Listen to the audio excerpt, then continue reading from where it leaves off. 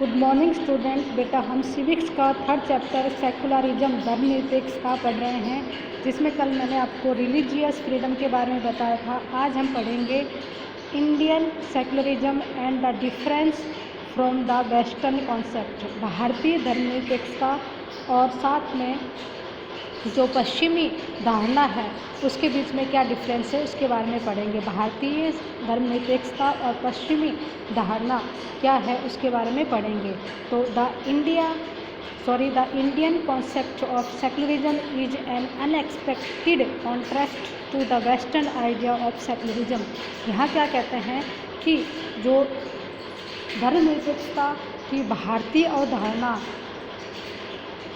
धर्मनिरपेक्षता के पश्चिमी विचार से एक अत्यंत विपरीत है, अप्रत्याशित विपरीत है। फिर से देखो, जो धर्मनिरपेक्षता की भारतीय अवधारणा धर्मनिरपेक्षता की भारतीय अवधारणा धर्मनिरपेक्षता के पश्चिमी विचार से अप्रत्याशित विपरीत है, यानी कि पूरी तरह से ही अलग है। In the west it is based on 3 major pillars: freedom of religion, the separation of state and religion. पश्चिम के अंदर क्या है बेटा, देखो पश्चिम के अंदर 3 बातों को मूलभूत आधार बनाया गया है, पिलर माना गया है। उसमें कौन सा है? फ्रीडम ऑफ रिलीजन, धर्म के प्रति आज़ादी, the separation of state and religion, और साथ में जो विभाजन है धर्म का और राज्य का विभाजन। ठीक है। The Indian constitution follows only freedom of religion. जो हमारा भारतीय संविधान है वो सिर्फ एक को ही फॉलो करता है, वो है फ्रीडम ऑफ रिलीजन, यानी कि धर्म के प्रति स्वतंत्रता। Even though the constitution of India is considered being a supreme law in India. अब यहाँ क्या कह रहे हैं, इसके बावजूद हमारे यहाँ पर इंडिया के अंदर जो कॉन्स्टिट्यूशन है, संविधान है, ये संविधान को सुप्रीम यानी कि सबसे बड़ा कानून माना गया है। But the difficulties of the Indian society allows personal law such as shariahs and Hindu code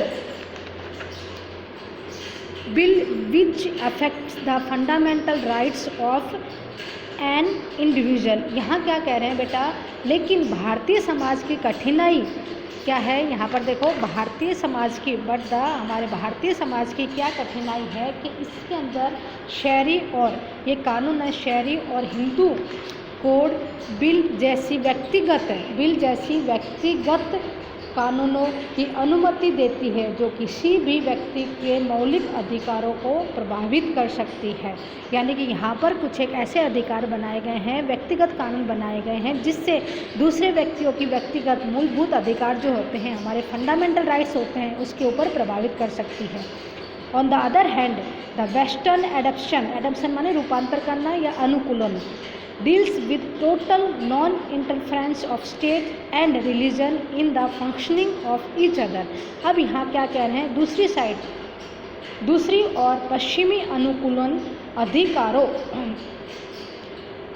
और पश्चिमी अनुकूलन प्रत्येक व्यक्ति के कामकाज में राज्य और धर्म के कुल गैर हस्तक्षेप से संबंधित है।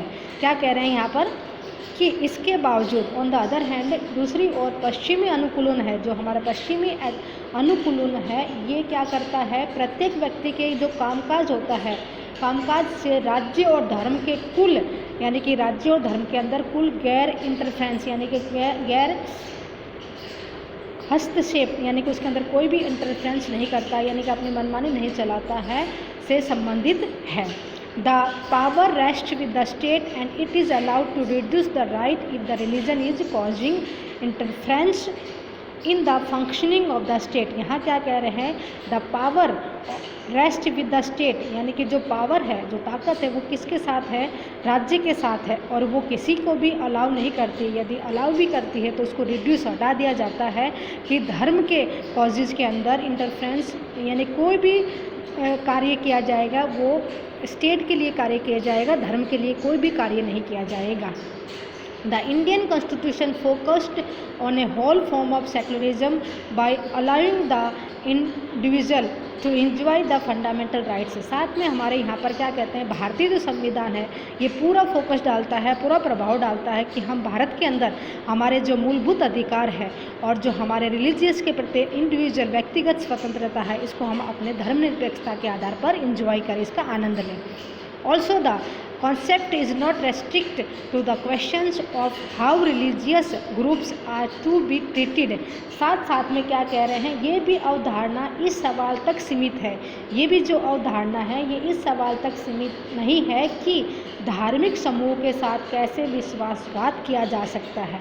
ठीक है, अब देखो बेटा, instant the principle of secularism lies in forming a positive relationship between the state and the religion in the social and cultural field. यहाँ क्या कह रहे हैं, इसके बजाय इंस्टेंट वन, इसके बजाय जो धर्मनिरपेक्षता के सिद्धांत है, जो नियम है, वो सामाजिक और सांस्कृतिक क्षेत्र में राज्य और धर्म के बीच सकारात्मक संबंध बनाने में स्थित है। यानी कि जो हमारे यहाँ पर जो सिद्धांत है वो सामाजिक और सांस्कृतिक क्षेत्रों में राज्य और धर्म के बीच में जो संबंध बनाना चाहते हैं, रिलेशनशिप बनना चाहता है, वो हमेशा पॉजिटिव रिलेशनशिप बनना चाहिए। इसके बाद पढ़ेंगे बेटा, equal access to public service.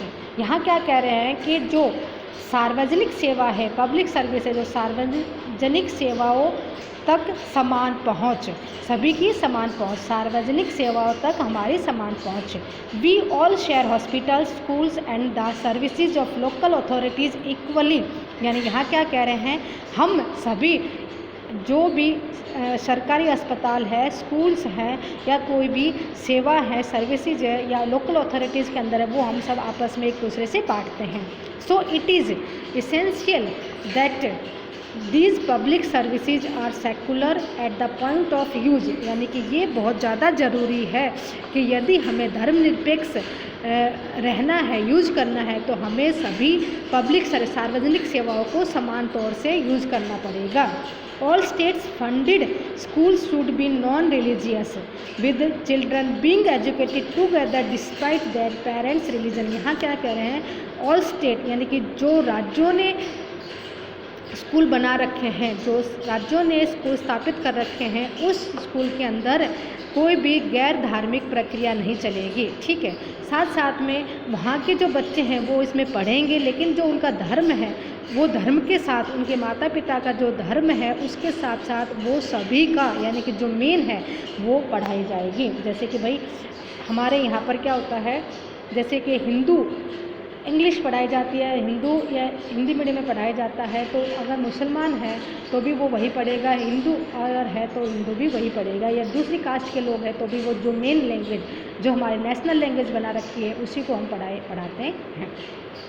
When a public body grants a contract from the requirement of service to an organization affiliated to a practice particular religion or belief, such services must be delivered equally with no attempt to promote the ideas of the faith group। यहाँ क्या कह रहे हैं, यदि कोई भी public body public service के लिए कांटेक्ट करता है या रिक्वायरमेंट रखता है कि भाई हमें इस नौकरी की ज़रूरत है और हमें इसमें कर्मचारी चाहिए, तो वो किसी भी संगठन है उसमें उसने सभी धर्मों को समानता का अधिकार देना चाहिए।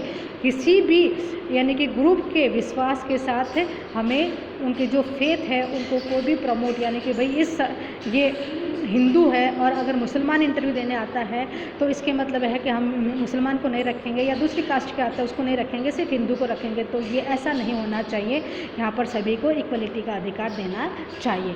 Secularism promotes free speech and expression. हमारा जो धर्मनिरपेक्ष है ये हमें क्या देता है, पूरी आज़ादी से हमारे स्पीच देने का अधिकार देता है और हमारे भावों को व्यक्त करने का अधिकार देता है और उसकी सुरक्षा भी करता है।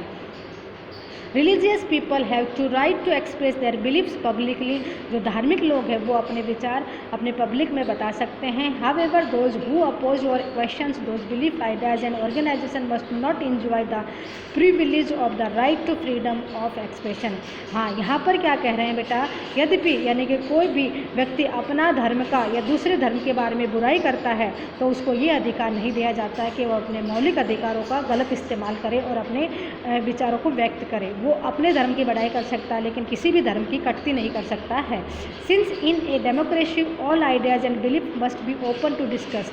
इस वजह से यहाँ क्या कहते हैं, जो लोकतंत्र के अंदर है, लोकतंत्र के अंदर हम अपने विचारों को, अपनी मान्यताओं की आपस में ओपनली डिस्कस कर सकते हैं, खुले में डिस्कस कर सकते हैं। उसके बाद है प्रॉब्लम्स विद सेकुलरिज्म। अब जो धर्मनिरपेक्षता है उसके साथ कुछ एक प्रॉब्लम्स होती है, वो कौन सी है। In many parts of the world secularism is frequently misinterpreted with atheism. क्या कह रहे हैं यहाँ पर, एंथेसिम नास्तिकता दो, यानी कि वो किसी भी धर्म में विश्वास नहीं रखता है। तो दुनिया के कई ऐसे शहर हैं जिसके अंदर क्या है, जो धर्मनिरपेक्षता के शब्द को कई बार लोग यानी गलत तरीके से इस्तेमाल करते हैं। जो नास्तिक लोग हैं वो उनको गलत तरीके से इस्तेमाल किया जाता है। This word creates a great deal of confusion all around the world. यानी कि पूरी दुनिया में सेकुलरिज्म जो शब्द है ना, ये कई बार हमें कन्फ्यूजन करता रहता है, यानी कि इसका प्रॉपरली जो एक्चुअल मीनिंग होता है वो नहीं बताया जाता है। Thus, it does not mean the absence of or individuality of any religious or religious beliefs। यानी कि यहाँ पर क्या कह रहे हैं, इस वजह से इस प्रकार इसका अर्थ किसी भी धर्म या धार्मिक अवशेषों की अनुपस्थिति को मान्यता नहीं देता है। यानी कि यहाँ पर हम किसी भी धर्म को मान्यता नहीं देंगे। It refers to the independence of government. ना ये हो गया बेटा। अब देखो, pressure of dominance over the other, यानी कि हम किसी के ऊपर भी दबाव नहीं डाल सकते हैं। So in secularism no religion is to be forced on people who live in secular state. इसलिए हम कह सकते हैं कि धर्मनिरपेक्षता के अंदर हम किसी भी धर्मनिरपेक्ष राज्य में किसी भी धर्म के लिए किसी भी पीपल के ऊपर, लोग के ऊपर हम धर्म के बारे में प्रेशर नहीं डाल सकते हैं कि तुम्हें ये धर्म अपनाना है। वो अपनी इच्छा से किसी भी धर्म का पालन कर सकता है। अब यहाँ पर बेटा ये चैप्टर ख़त्म हो गया है। Thank you.